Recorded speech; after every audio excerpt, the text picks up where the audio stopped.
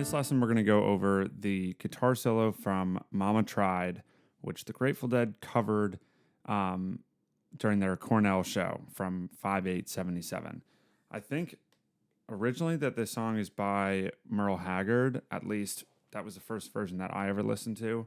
Now, Merle Haggard was an old country singer, and they kind of played this song in the same sort of way. So I want you to think about that as you listen and learn this solo. Think about the sort of like old country feel to it. I don't really know how else to describe it, but it's pretty fast. It's not quite like bluegrass / flat picking, but it's pretty quick and feels a little bit more like a classic country solo than one of Jerry's typical solos.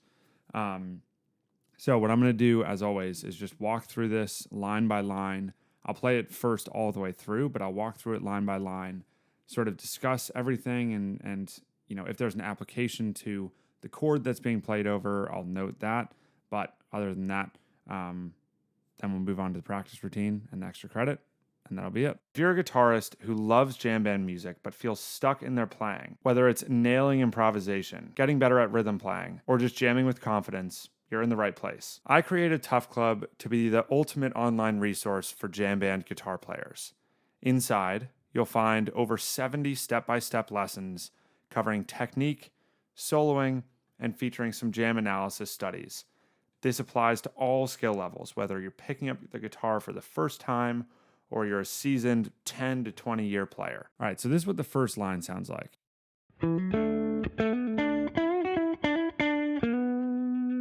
So you can see pretty much immediately that it's moving pretty quickly, right? And if you notice that, first off, this song is in the key of D major. All of this is taking place in this sort of G-shaped D major pentatonic scale.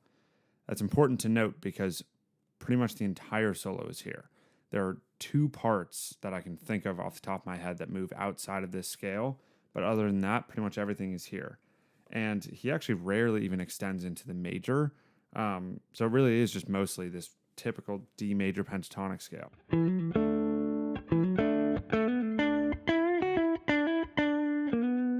So you'll notice as I go through some of these lines that I'm not really going to have too much to say about the specific notes themselves.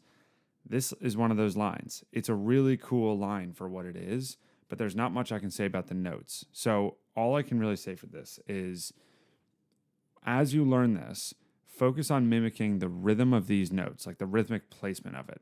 So start it slow, right? Make sure that whatever speed you're playing at is a comfortable one, and just try to get all those notes in order and in sort of agreeance with what you're hearing in the recording. Because at the end of the day, you're going to play the solo a lot, and these licks are going to work their way into your playing.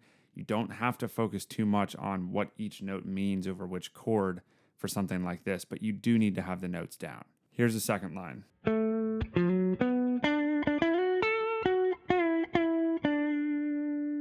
So again, same sort of thing where, you know, you don't really have to think too much about the specific notes. There are two things that I will point out. The first being, this is now the second time that we've seen a slide from the 8th fret to the 9th fret. In this case, it's on the 5th string. On the first line, it was on the 4th string. But what he's doing here is sliding from a note that is not in the pentatonic scale into one that is in the pentatonic scale. Now, this is a cool thing to try out for yourself. I remember that I talked about this in a lesson. I think it was like the sliding and bending lesson where I talked about irregular slides, where you can slide from like, you know, any note outside of the scale into one in the scale. That's what he's doing here.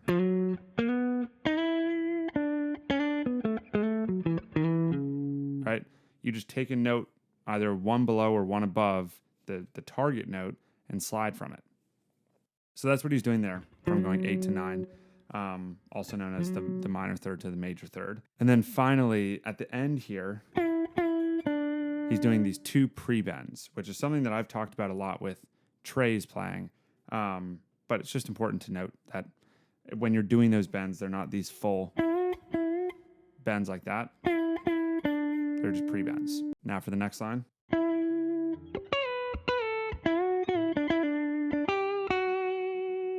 So here is one of those examples where he's moving outside of the scale. If you think about the key of D major on the B string, if you're in this pentatonic, you got your 3 here, 5 here, 6 here, 7 here, and your 1 right up here.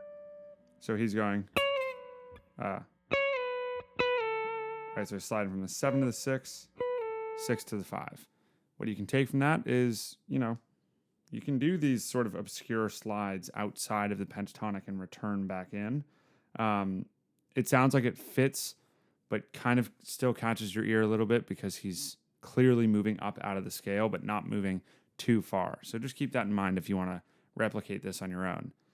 Last thing is that he's now playing notes from the major scale. So at the end, this 8th fret of the B string is the 4, or the 4th note in the key of D major. Now for the next line.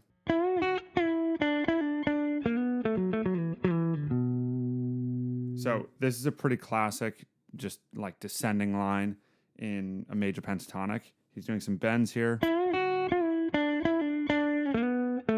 Then doing that 8 to 9 thing again. And then just coming down into this box. Now for the next line.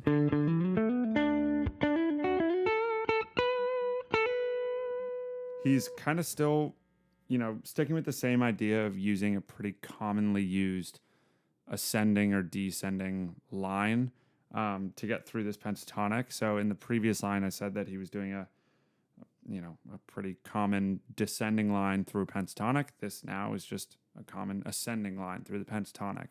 So if you want to have a few tricks that you can use, when playing through a pentatonic scale pretty quickly like this, these are the 2 lines to focus on. Here's the next line.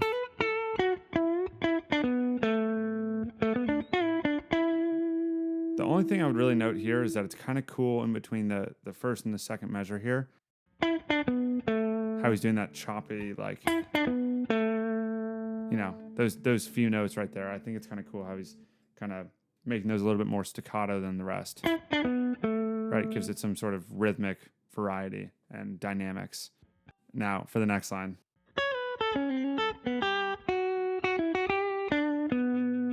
This is probably the hardest line in the whole solo, just because of this, that part right there.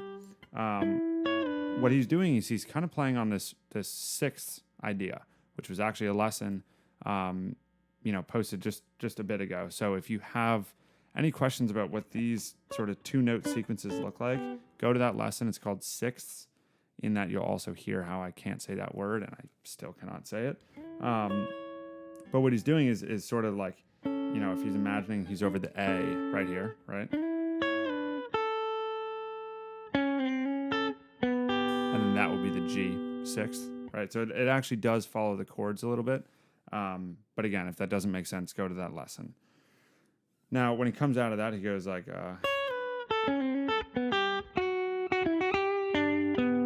this to end out that last measure of this line. You'll notice that is a G triad. So it's not often now that I talk about triads being mimicked or displayed in a solo, but this is a perfect example of it. The last 3 notes that he's playing in this measure are directly coming from that chord that is being played. Just another reminder that these triads are really helpful, whether you use them for single notes or for multiple notes, like in this case. Now for the next line.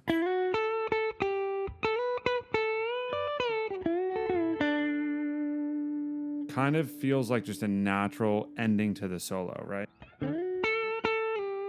He's hitting this note, that 8th fret of the B string over that G, because this comes from that G chord here, right? It's a 4 chord.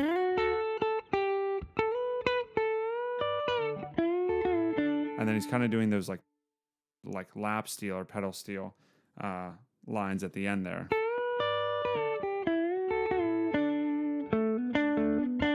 And then that's kind of how he ends it. Like that. So some of the lines in the solo I went through in depth. Some of the lines I didn't. The ones where I actually had something to say, I paused and took a second on those because I felt that there was some value that extended beyond the specific notes themselves, right? So like there was a technique that he was playing, or he's playing this one note over this one chord, But for the rest of the lines where I didn't mention something like that, just know that they're equally as important as the rest. They're just not as, you don't have to be as detailed when you're thinking about it and analyzing it yourself.